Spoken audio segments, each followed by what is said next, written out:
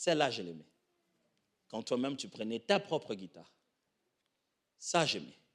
On dirait qu'on ne peut plus parler sans musique. Avant de me parler, tu te rassures d'abord si oui ou non il y a la musique. Tu penses que moi, j'ai besoin de musique? Tu penses que pour que je te parle, j'ai vraiment besoin de cette musique? Ou au milieu de cette musique, des fois, tu ne m'entends pas. Des fois, je dis, mais Seigneur, c'est bien. Il dit, oui, il n'y a rien de contre. C'est bien de prier, de louer, de glorifier dans la musique. Il dit, mais quelquefois, tu n'es plus attentif. Tu es déjà dans un état second, tu as peur de ton silence. Tu as peur de voir les pensées qui vont commencer à venir. Je veux ce silence total pour que tu te voies toi-même tel que tu es et que tu apprécies l'œuvre que je fais en toi.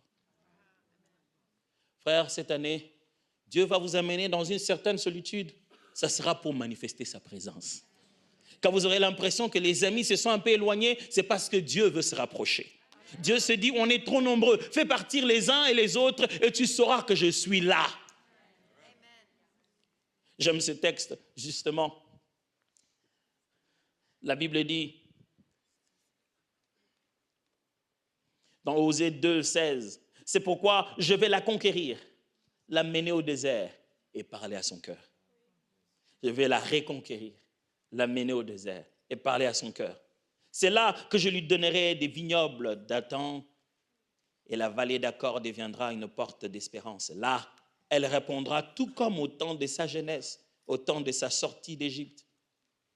Il arrivera en ce temps-là, l'Éternel le déclare, que tu me diras, mon époux, et tu ne m'appelleras plus mon Baal, mon maître. Dieu a dit, le peuple a commencé à m'appeler son maître. Depuis quand Israël m'appelle comme ça?